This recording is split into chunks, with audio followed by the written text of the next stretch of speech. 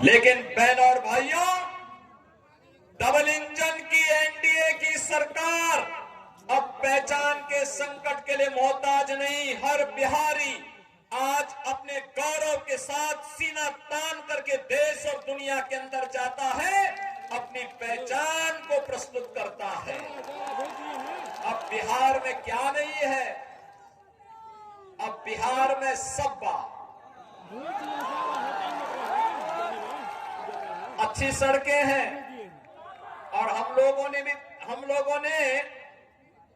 6100 करोड़ रुपए की लागत से अयोध्या धाम को सीधे सीतामढ़ी से जोड़ने के लिए राम जानकी मार्ग के निर्माण के काम को भी युद्ध स्तर पर आगे बढ़ाया है।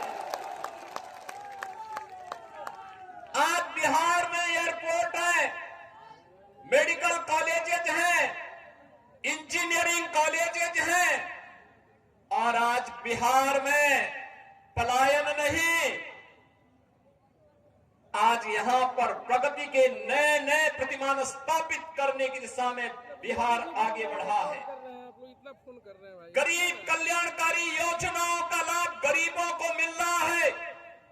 अराजकता पैदा करने वालों के खिलाफ जीरो टॉलरेंस की नीति के तहत ये डबल इंजन की सरकार नीतीश जी के नेतृत्व में कार्य कर रही है।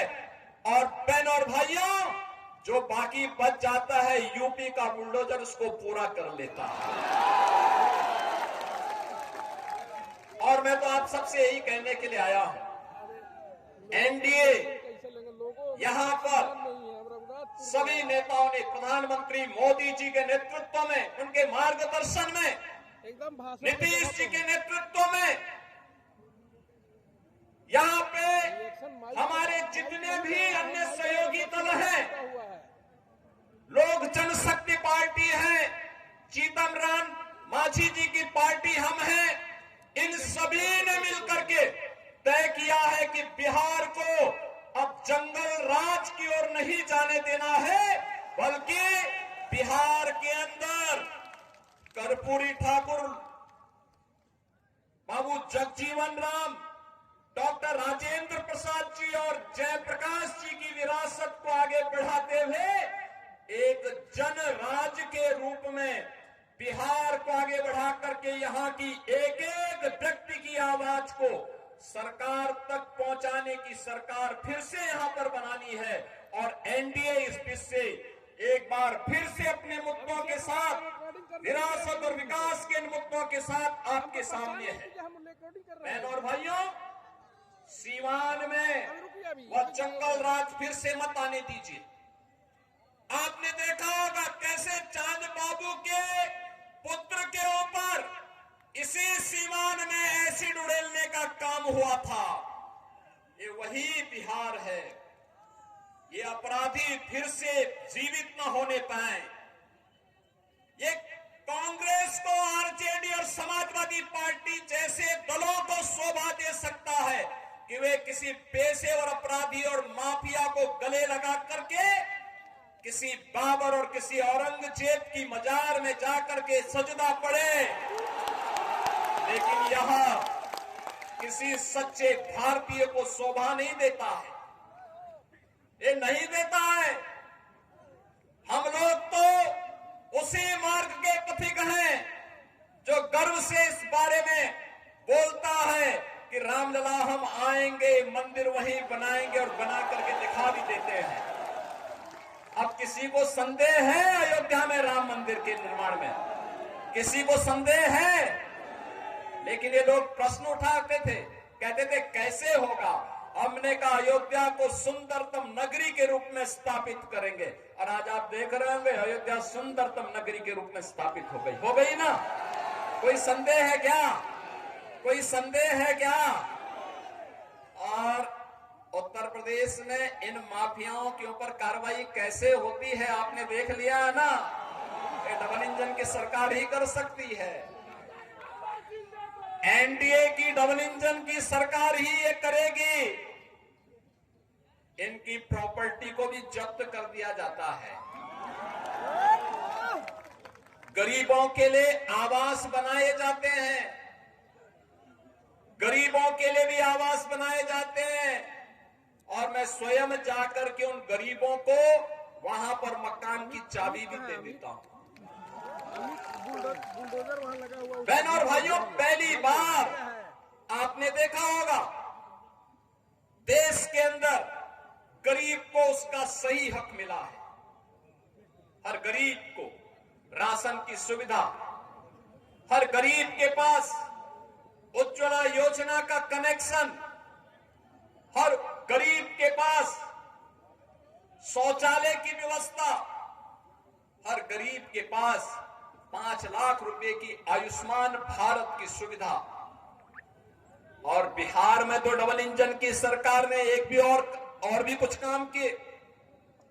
हर माता के खाते में अभी नगद धनराशि देकर के उन्हें स्वावलंबन के पथ पर अग्रसर करने का एक नया कार्य और प्रारंभ हो गया है।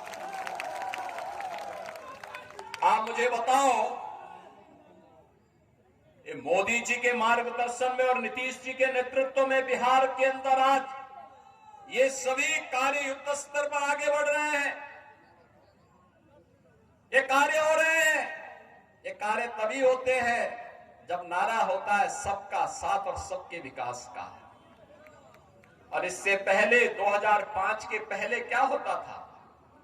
सबका साथ लेकिन परिवार का विकास, एक परिवार का विकास होता था। अब उस परिवार के विकास को भी पीछे छोड़ करके फिर से ये लोग दोहराना चाहते हैं कि सबका साथ तो हो लेकिन माफिया का विकास हो। फिर से माफिया को पनपाने का कार्य हो रहा है। बहनों और भाइयों, माफिया को पनपने नहीं देना है, माफिया को पनपने नहीं देना है। दुनिया के अंदर से कम्युनिज्म समाप्त हो गया है और देश के यशस्वी गृह मंत्री अमित शाह जी ने घोषणा की है कि मार्च 2026 तक भारत से नक्सलवाद और माओवाद पूरी तरह समाप्त हो जाएगा। याद करना, नक्सलवाद और माओवाद को समाप्त करने के लिए डबल इंजन की सरकार चाहिए। हमें ये माले नहीं, वहां पर वह सीट लोक जनशक्ति पार्टी को चाहिए, एनडीए को चाहिए। और इसी प्रकार से रघुनाथपुर सीट ये जेडीयू एनडीए को चाहिए। इसके लिए आज आप सबसे अपील करने के लिए मैं आया हूं आपसे। बहनों और भाइयों, हमें अपराधी नहीं, हमें माफिया नहीं, हमें गांव, गरीब, किसान, नौजवान, महिलाओं और विकास के कार्यों को प्रभावी ढंग से आगे बढ़ाने वाला जनप्रतिनिधि चाहिए। आपके सुख दुख में सहभागी बनने वाला जनप्रतिनिधि चाहिए। गरीबों के साथ खड़ा होने वाला जनप्रतिनिधि चाहिए। अत्याचार और शोषण कराने वाला नहीं, पर्व और त्योहारों के समय दंगा कराने वाला नहीं, आस्था के साथ खिलवाड़ करने वाला व्यक्ति नहीं, बल्कि विकास के प्रति ईमानदारी के साथ कार्य करने वाला व्यक्ति हो। और इस दिशा से एनडीए ने जेडीयू के प्रत्याशी के रूप में नंबर भी है 108 रघुनाथपुर। 108 तो भारत का सनातन धर्म का शुभ अंक है और शुभ अंक में एनडीए ही आनी चाहिए। सहमत है ना? सहमत है ना? किसी अशुभ को मत आने देना, किसी ऐसे व्यक्ति को मत आने देना जो यहां के पहचान के सामने संकट खड़ा करे। तो श्री विकास कुमार सिंह को रघुनाथपुर से और दरौली से श्री विष्णुदेव पासवान जी को, नाम भी विष्णुदेव पासवान, ये 2 प्रत्याशी एनडीए के हैं। विजयी बना के भेजेंगे, बना के भेजेंगे। ये पीछे लोग क्यों, यहाँ इतनी बड़ी संख्या में लोग खड़े हैं, सभी लोग पीछे देखो और पीछे देखो, इधर देखो, सभी लोग सहमत हैं, विजयी होकर के जाएंगे ना दोनों लोग। आप लोग घर घर जाएंगे, एक एक घर में जाकर के मेरी अपील को पहुंचाएंगे। विरासत और विकास के लिए, यहाँ के नौजवानों के रोजगार के लिए, अन्नदाता किसानों के खुशहाली के लिए, पान और बेटी की सुरक्षा के लिए और व्यापारियों को एक उन्मुक्त वातावरण में व्यापार करने के लिए, ऐसा वातावरण देने के लिए फिर से बिहार के अंदर एनडीए सरकार चाहिए। आप सभी सहमत हैं ना? होना चाहिए ना? नौजवानों को रोजगार मिलना चाहिए ना? किसानों को खुशहाली आनी चाहिए ना? बहन और बेटियों की सुरक्षा होनी चाहिए ना? ये काम केवल डबल इंजन की एनडीए सरकार ही करेगी। और इसके लिए विकास कुमार सिंह को रघुनाथपुर से और दरौली से श्री विष्णुदेव पासवान को प्रत्याशी बना करके एनडीए ने आपके पास भेजा है।